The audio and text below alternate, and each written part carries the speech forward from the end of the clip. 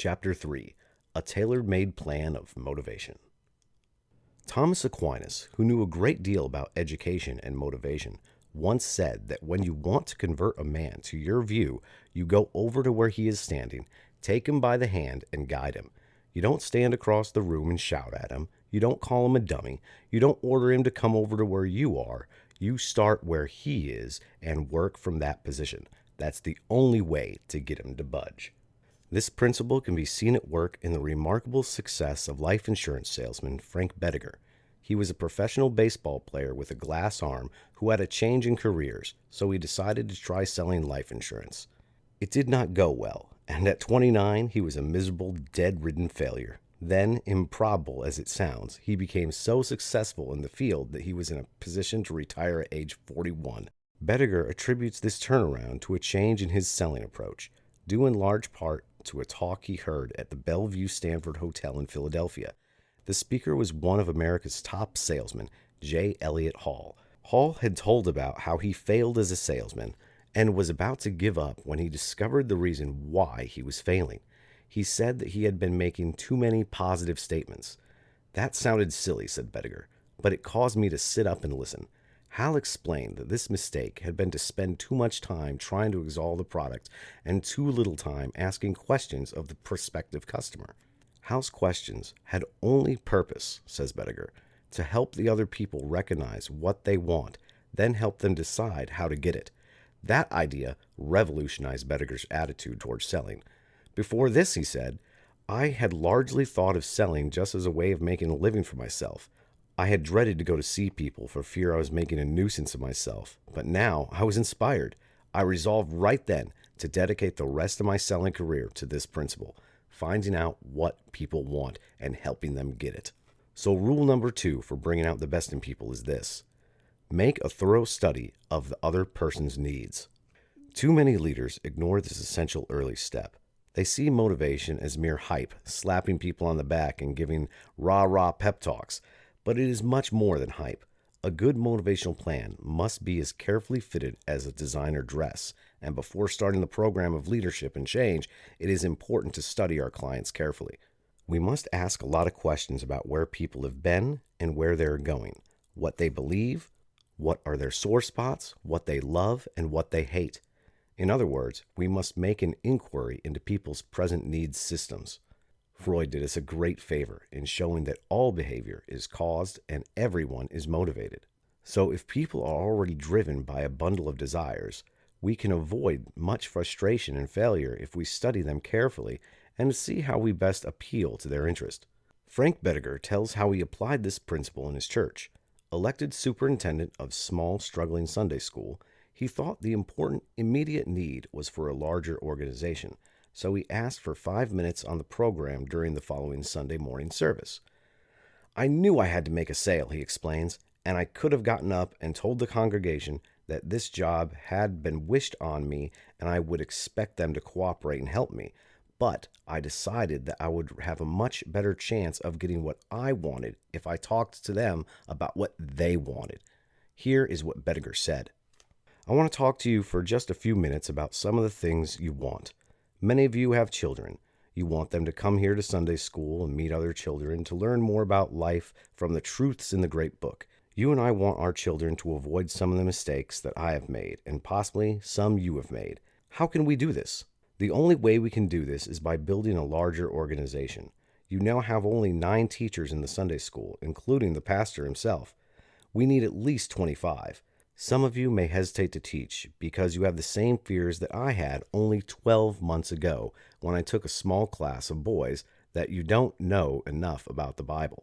Well, I can tell you, you'll learn more about this book in 6 months by teaching these little children for 20 minutes each Sunday morning than you will ever learn in 6 years by merely listening, and it will do more for you. You husbands and wives can study and prepare the lessons together. It will give you something more in common. Bring you closer together. If you have children of your own, they too will take a greater interest when they see you active. Remember Jesus' parable about the 3 men who were given the talents. I don't know of any better way you can improve and multiply your talents than through this work. What happened as a result of Bediger's little speech? That morning, they signed up 21 new teachers. At first, there were not enough children to go around, so they divided them up. Some classes started off with only 2 or 3. Then they began a house-to-house canvass, enrolled nearly every child in the community of Winfield, Pennsylvania, and eventually they built a large new church. Different people have different needs. I've been saying that real winners succeed by learning the needs of other people, then appealing to those needs. Zig Ziglar, consultant to many marketing companies, puts it in even stronger terms. You can get everything in life you want if you just help enough other people get what they want. But it is easy to make a fatal error at this point and assume that other people have needs identical to yours, or that you can predict their needs without asking or listening. A professor of business tells about being poorly managed by his department chairman. One spring, the chairman called him in and explained that they were not going to be able to raise his salary, but that they would give him tenure a year early and reduce his teaching load. He said it as if it were some big deal, says the professor. But what he didn't know was that I have a very low need for order. I like to live in a world of mild chaos. That's when I can do my best work, and I never like to know what's going to happen in the future. So tenure, which evidently meant a lot to this guy, was no carrot at all for me. If anything, it was a liability. And as to reducing my load, if I had been paying any attention at all to me, he would have noticed that I loved teaching so much that I would have paid for the privilege if I could. He had talked to me about making some sacrifices in order to prove our department and challenged me to take on a heavier load. I probably would have jumped at the chance if he had taken the trouble to find out a little bit more about me. He could have been a lot more successful in motivating me. Beliefs. If we are to individualize our leadership, we will also want to find out what a person believes. In supervising younger therapists and talking over their patients' situations, I'm often surprised that they pay so little attention to belief systems. I suppose they have been taught in graduate school to stay away from theological discussions, and they make the mistake of thinking that the good therapist spends the whole session talking about feelings and never discusses beliefs, as if the two were separable. So much of a person's emotional life and behavior stems from the convictions at the core of his or her existence. As M. Scott Peck says, there are people who say they have no religion and yet have very profound views of the world. For example, if a person sees the universe as basically a dog-eat-dog world where one must fight to survive, the therapist or anyone who wants to motivate that person must know that. If, on the other hand, people are pacifists, we may not want to use military imagery in trying to motivate them. Many of my patients will say, when asked about their beliefs, that they are confused. That's one reason I'm in therapy. They will retort with some exasperation, I have no idea what I believe. For such persons, I have a very simple assignment. Before our next session, I ask them to write down at least 20 things about which they are certain. The items do not have to be world-shaking pronouncements, simply some things they know to be true and some things they love or hate. One engineer said on his first visit to my office that he didn't know if there was anything wrong with him or not, but he'd been crying a great deal and sometimes slept through the weekend. He had grown up in an Orthodox Christian home, then rebelled, and now called himself an agnostic. Everything seems so relative, he said. Morals have changed, standards have all changed, and I feel as if I'm doubting everything and believing nothing. Perhaps he thought I would preach at him about returning to his faith, but instead I asked him to go home and make a list of things that he believed. If you're not sure about certain religious beliefs, I said, lay them aside for now and concentrate on the things you're sure about. When he returned the following week, he was carrying in his hand a notebook, and his eyes had lost some of their hollow look. He was a little embarrassed, he said, because the list was such a hodgepodge. The notebook contained such statements as these. Animals deserve to be treated kindly. I'm happiest when I live near the ocean. Sex is great. It's important to tell the truth. Careful craftsmanship is always good, and sloppy work always causes trouble. I love my kids more than anything. Hate is always wrong, and love is always right. Kindness to someone in trouble is awfully admirable.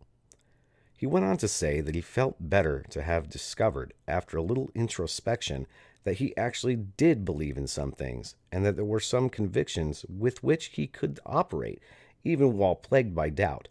As that engineer and I have worked together, his list has grown, and a number of his old discarded beliefs have returned. He has even returned to church. But my point is this: all people have belief systems, however buried, and until we get some idea of that configuration, until we learn what people value and what they want in life, we cannot expect to build a successful plan for motivating them. Questions. Some very aggressive people appear to have only outgoing lines of communication. They barrage the people around them with data and pep talks and instructions, but the great teachers have incoming lines as well. They ask questions and they listen carefully. We all like to think of ourselves as good listeners, but the fact is, we speak about 120 to 180 words a minute and think at 4 times faster the rate, so our attention wanders and we often pick up only half of the other person's message. At times, it is very difficult for us to listen without judging. University of California psychiatrist Dr. Barbara Shipley says it is essential to show people that while you may not approve of their behavior, they are important as persons. Listening does this. When a teenager walks in at 3 a.m., it's not easy for a concerned parent to keep in mind the importance of listening. The impulse is to shout, "I don't want to hear what happened," but that attacks the other person's dignity. And if we determine to listen before judging, it will stand us in good stead later. We can tell where they're going from where they've been. To understand what causes people to do what they do, it is also necessary to look at their past. We are, as Tennyson has Ulysses say, a part of all that we have met, and we can tell a great deal about our people by where they have been and how their cultural history differs from our own. When a corporation head calls my office about a seminar and says, "We're having trouble motivating our employees," I can predict before going that they do not know their junior employees as well as they should. In 9 cases out of 10, the managers are assuming that their younger staff come from a similar culture to theirs, and that the same incentives which they have always motivated the managers will do the same for their employees. But that is a dangerous assumption. Dr. Lane Longfellow says that most of the decision makers in business today are products of the Depression. Either they or their parents worried about basic needs such as food and shelter, and this powerfully shaped their value system. So when they were asked to work overtime, they always said, "Sure," thinking, "You never know when you need some more money, and we're lucky to have a good job." But when one talks to baby boomers about working overtime, they say, "No thanks, but I would like to talk to you about another day off." They respond this way because their needs are simply different. To them, work is important, but so is leisure, and the job takes second place to the quality of life. If one job doesn't work out, they know that there are plenty of others. There is another thing about these workers' past that distinguishes them. Unlike many top-level managers, younger people were born into a world where people half expect a nuclear holocaust in their lifetime. They were very disillusioned by the assassinations of the Kennedys and King, and they were probably left confused by Vietnam and Watergate. So why should they sacrifice now to enjoy the rewards of old age when they may not have an old age? All our tugging and carging will be of little use until we take into account the forces that have shaped them. Changing needs. In addition to looking at people's pasts, it is also essential to recognize that everyone's needs system is in a state of flux. This can be either a bane or a blessing, depending on one's viewpoint. For many employers, it is a constant irritant. Their people never seem to be satisfied. When labor leader Samuel Gompers was asked what the unions really wanted, he replied, "I can tell you that what we want in one word, more." And some parents and managers suppose that their group has a similar attitude. "No matter how hard I try to keep them happy," said one supervisor, "somebody in my outfit is going to be complaining. As soon as I get one problem solved, they come at me with a new one." But the human tendency that was causing that manager so much frustration was actually his greatest asset. If his people had no needs, he would have little to which to appeal. It is this very discontent, these unmet desires and impulses to want more, that makes it possible for the motivator to motivate. As we make our transit across what Shakespeare called the ages of men, our allegiances and antipathies continue to change. What motivates one's child this year may be quite ineffective next year. "The only person who behaves sensibly," said George Bernard Shaw, "is my tailor. He makes new measurements every time he sees me. All the rest go on with the old measurements." Will individualizing your motivation plan cause you to be unfair? If you fit your leadership to the individual, it might seem to invite problems. If you are more lenient with one, Will not others in your group accuse you of favoritism or unfairness? Indeed, they will if you relax rules that have been announced as universal rules. There is nothing more ineffective than the boss who tries to please everyone and lets down standards for some. So favoritism will never do. Nor will it work out if you try so hard to be the nice guy that you let aggressive people push you around and allow the complainers to get the most of you. I'm not advocating favoritism, but rather individual attention to people. If you study your clients, students, or audiences carefully and tailor make your motivational appeals, it will be seen in the long run as the most fair approach. The power of knowing. A careful study of people we hope to motivate has two benefits. At first place, we can gather data with which to build our motivational appeal, and in second place, we pay people a great compliment by devoting so much energy to knowing them. It is this second aspect to which now I wish to turn. I once spent several months poking around library stacks and reading everything available on the subject of ecstasy. The phenomenon of peak experiences intrigued me because, as a family therapist, I was perplexed to understand what keeps some marriages romantic and exciting, whereas others so quickly became hobum. In researching what Freud labeled oceanic experiences, I discovered that one of the most important ecstasies constantly reported over the centuries is the breakthrough of knowledge, discovering the solution to a problem or bursting into some new field of learning. There appears to be a great joy in the very fact of knowing. It is not by accident, then, that when the Old Testament described the sexual experience, it frequently used the verb to know. When we are told that Abraham knew Sarah, it is an eloquent and apt description of sexual love, which is both a very deep penetration and very complete engulfing. It is, in other words, knowing another very profoundly. And in looking at happy marriages, where ecstasy is preserved, it suddenly dawned on me that in such partnerships the man and woman have never stopped seeking to know one another. They do not assume that because they have lived together for 20 years, they know what the other is thinking. Instead, they pay attention. They notice the changes in each other's musical taste, vacation dreams, and goals. They are also aware of nuances of change in each other's sexual desires, and they know how to appeal what their lover wants. I talked to a manager of a retail store who had been having an affair outside his marriage. Life at home has never been awful, he said, but my wife really doesn't seem interested in what's going on with me. We've been married 26 years, and I think she assumed I'm the same guy she married 26 years ago. I bet she couldn't tell you a single book I've read in the last year, and there's probably even a dozen lying around the house. I can sit in my study at home working the computer for 5 hour stretch, and she'll never stick her head in the door and ask what I'm up to or how it's going. I've never expected passionate ecstasy with my wife at this stage, but is it expecting too much to want to be known and understood a little? His desires were reasonable enough, but it is always a chicken or the egg question. Did his wife stop penetrating his inner psyche because she did not care, or because she'd been hurt at some point in the past, thinking that he was no longer interested in her life? Had he been paying attention to who she was, what she dreamed of, what she feared, what she loved? Those were the questions we pondered together, and he eventually made a very commendable decision. Regardless of who had been at fault originally, he determined that he would break off the liaison with the other woman and that he would try and end the deadlock with his wife. The way he went about the latter was very interesting.